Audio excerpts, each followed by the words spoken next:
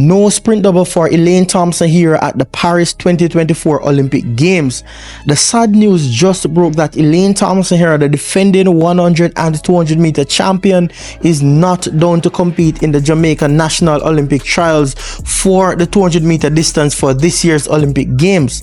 This sad news has left Jamaicans and fans all over the world devastated.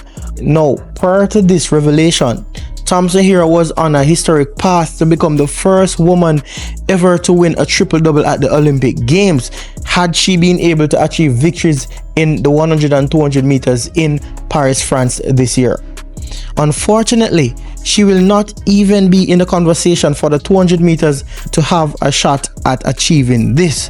What does Thompson here's absence from the 200 meters mean for herself and Jamaica? The truth is, this is going to have some serious implications going forward, which I will share with you in this video. But first, let's look at Elaine's journey.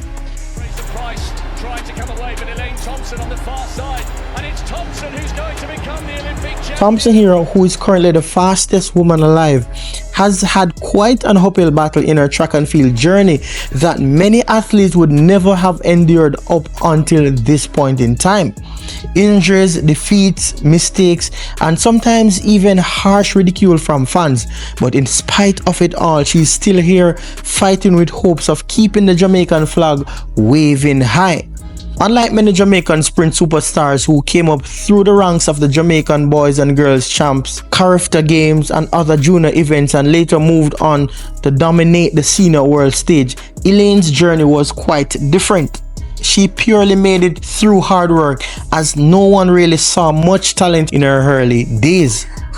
When compared to, say, Usain Bolt, who showed signs of greatness from his days as a junior athlete attending William Knibb High School, no one needed to question much if Bolt was going to be great. The world watched him equal and break world record from as young as 17 years old, and that was all the answer they needed.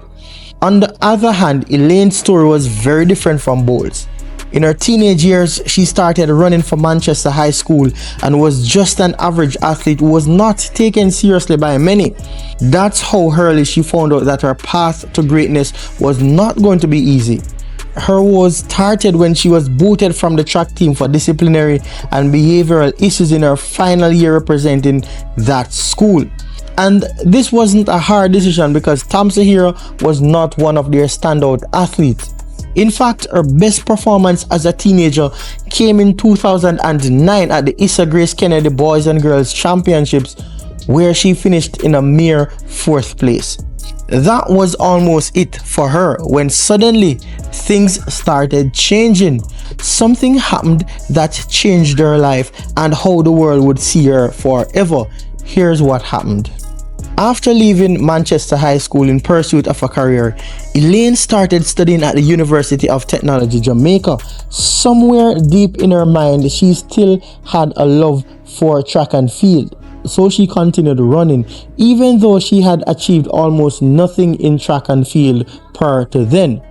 Somewhere inside, she must have felt like there was hope for her. Now, one day while running at the university, she was unknowingly watched by an imposing figure. He must have watched her over and over, and something about her pleased him. He saw something that no one else saw. He had to get her on his team, he thought, but first he had to get her to believe in the big dream he had for her. This was when the legendary track and field coach Stephen Francis found a gem in the rough. This coach-athlete relationship led to the making of one of the greatest female sprinters ever lived. UTech was the home to one of the greatest track clubs out of Jamaica, and that's where the legendary Jamaican coach Stephen Francis was. Elaine was super surprised when she was approached by coach Stephen Francis. She probably pinched herself a couple of times because it seemed too good to be true.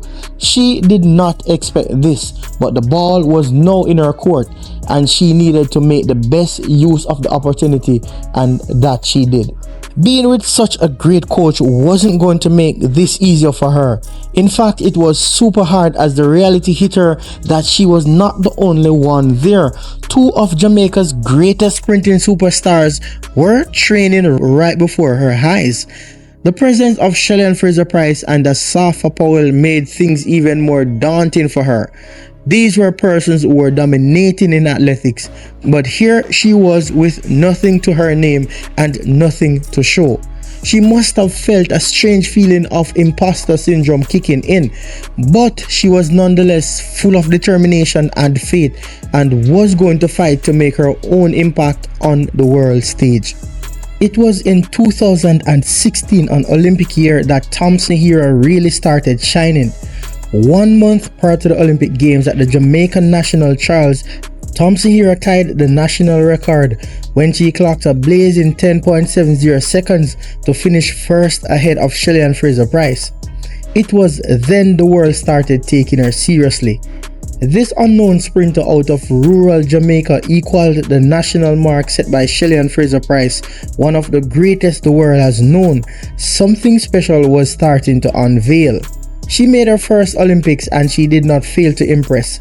She ran through the rounds well and made it into the finals.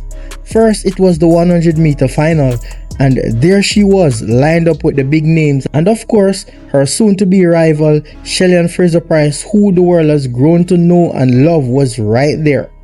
Shelly was looking to not just defend her 100-meter title, but to set a new piece of Olympic history, as she aimed to become the only female sprinter to win 3 consecutive Olympic titles. As they lined up in the blocks, an intense battle was about to take place. They were set off by the starter's pistol, but what took place after left the track and field world stunned. Elaine Thompson Herah stopped the clock at 10.71 seconds. She upset the defending champion and walked away with the 100-meter crown. No one saw this coming, but like everything else in her track and field career, that victory came against all odds. But that chapter was still not closed. It was just going to get better because the 200 meter was yet to come. Just as she did in the 100 meters, she sped to victory in a scintillating fashion to take another gold, winning her first Olympic sprint double. Now, riding high on the momentum of 2016, she was expected to dominate in 2017 also, but she failed miserably in that World Championship year. She ran her worst race in the 2017 World Championship final and finished outside of the medals.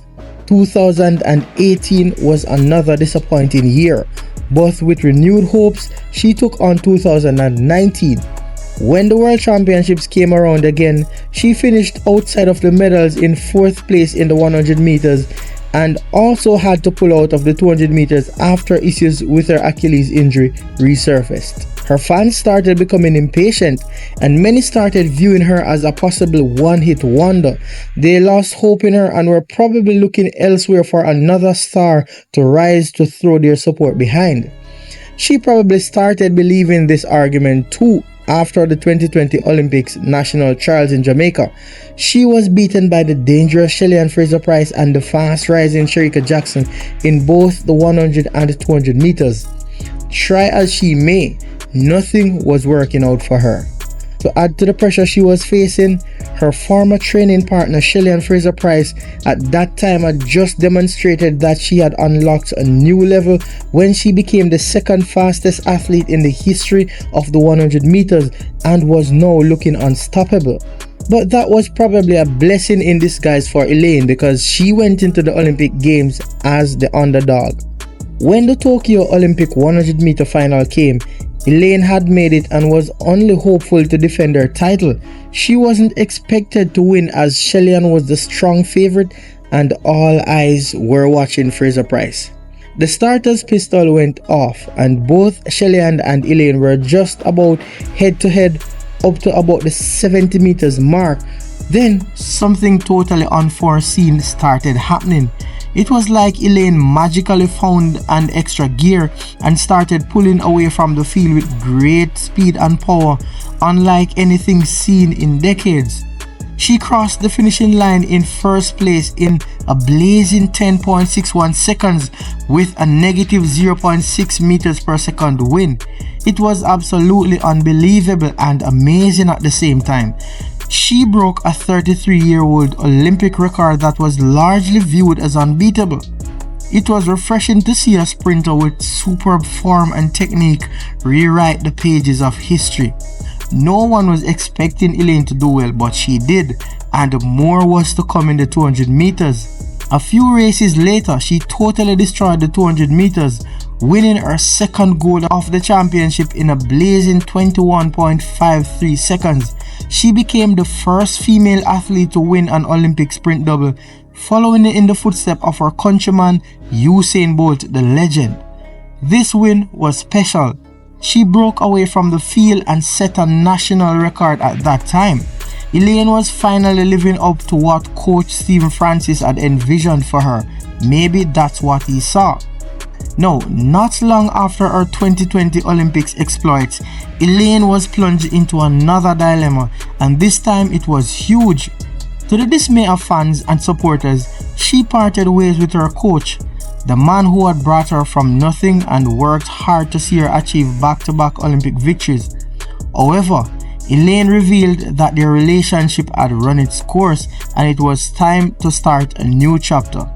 Speaking of a new chapter, it's now 2024, another Olympic year, and Elaine has renewed her hope of taking on the Paris Olympics.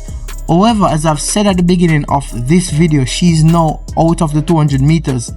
Here are the implications this will have for her.